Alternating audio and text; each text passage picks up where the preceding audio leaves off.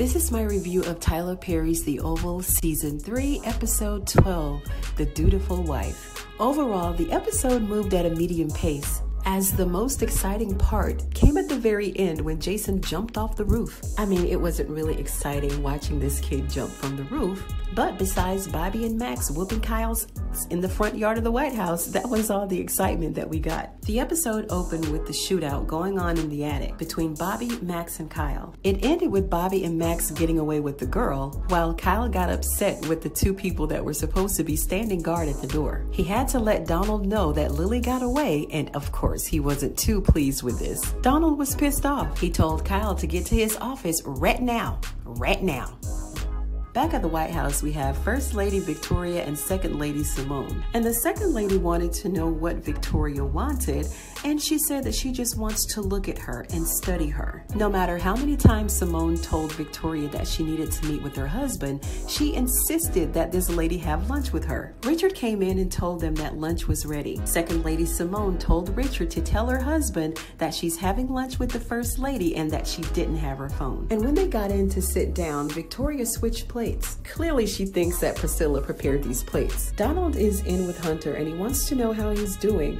After Hunter tells him how he's doing, he told him that he wants to get the vice president out of the White House. Donald said no, that it's best if he stayed in the White House just so that they can keep an eye on him. They go back and forth contemplating if the vice president is actually going to hold this press conference. They don't think that he's going to do it. Donald said that he actually thinks that he can get him to not go through with it. After they finished that conversation, Donald inquired about the girl who came to the White House who works for the pharmacy. Donald wanted to know who told him, and he let him know that Sam told him. He also advised Hunter not to do it again, and Hunter was like, well, who's gonna stop me? Who's gonna check me, boo? Hunter said that she can't resist him and that she's actually contemplating his offer. Hunter then said he wants Sam out of the White House. Donald said that we actually need him because he's trusting me and he's giving me all the information that he knows. Lily, Bobby, and Max made it back to the hotel, and of course, Lily is very, very paranoid. They let her know that they have to go back to the White House to help out the vice president, and she doesn't want them to go. Bobby gave her a gun to help her feel a little bit more safe and told her to shoot at anything that moves. And this poor girl is so paranoid, she almost shot Max by mistake, which is what we saw in the last trailer. Initially, Victoria said that she didn't feel like talking to Simone.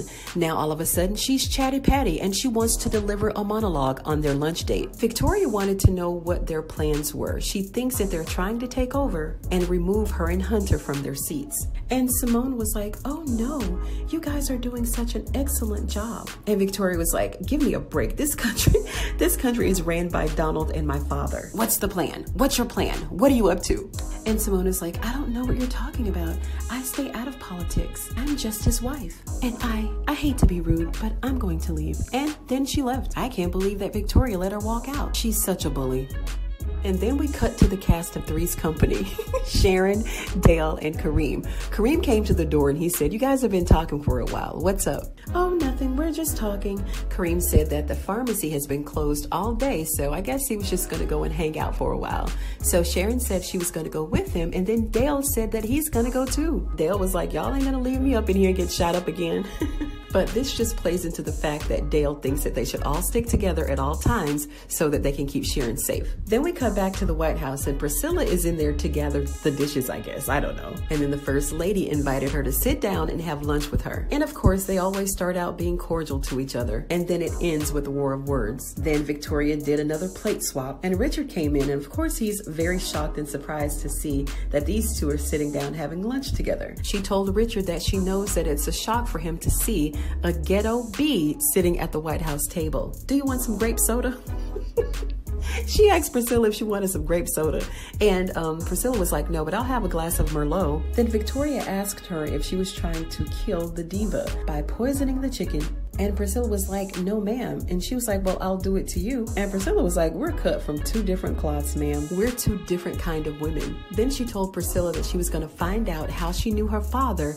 And if she did one more thing in that White House, that she was going to be fired. And by now, Victoria should know that her words don't hold any weight when it comes to firing Priscilla. Priscilla excused herself from their little girlfriend date and told her to enjoy her lunch. Then we see Richard and Priscilla in their favorite hangout in the kitchen. And then Richard goes, what kind of sick game is this? And Priscilla was like, the game that she likes to play that I'm so much better at. And Richard was like, I can have you removed.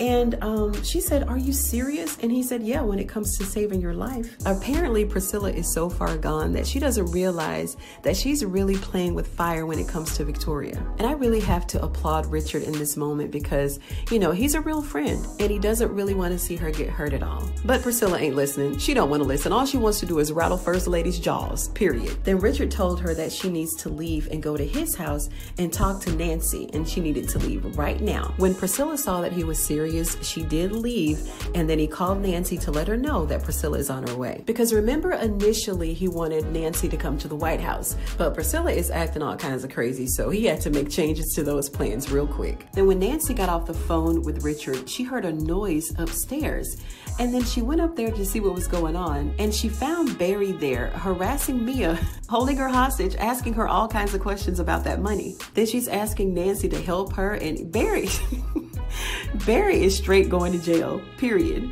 He told her that he really wanted to get Callie back if it was the last thing that he did. He basically said he's going to get Callie back or die trying. Nancy said that she was going to keep praying and leave it in the hands of the good Lord.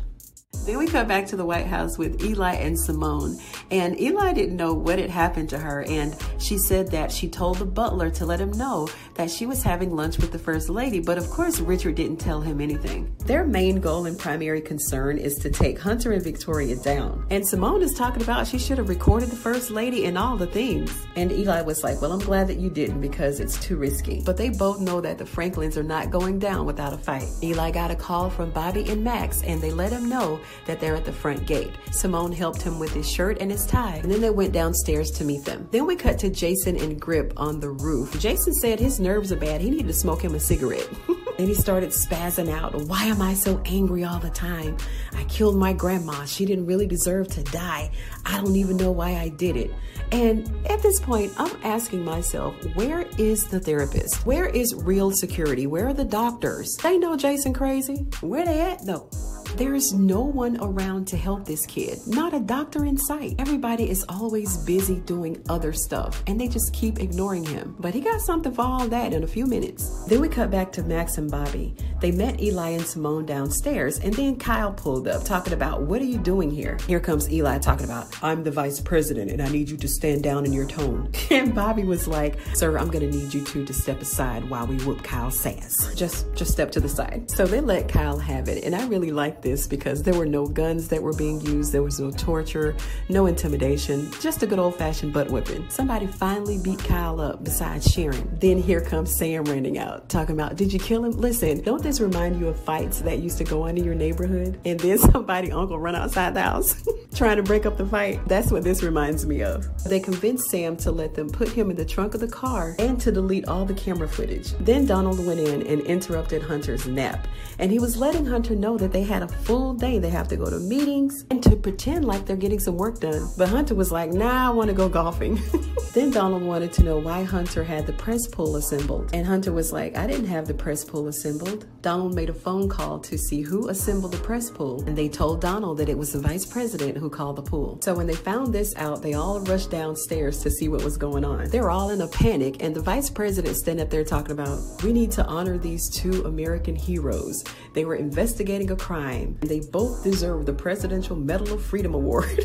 He was laying it on thick, okay? Pissing Hunter all the way off. He ended his little speech by saying that he was invoking the 25th Amendment to remove Hunter out of office. Jason finished up his cigarette, then he told Grip that he dropped something. When Grip looked down, then he jumped from the roof. Or he tried to, because we really don't know if he made it over or not, so we'll have to wait until next week to find out. If you enjoyed this episode, please give it a thumbs up. You know I'd appreciate it. If you're an Oval fan, go ahead and sub to this channel because I do videos like this all the time. Thank you so much for joining me on this episode of Ruthless TV, and I'll see you on the next one.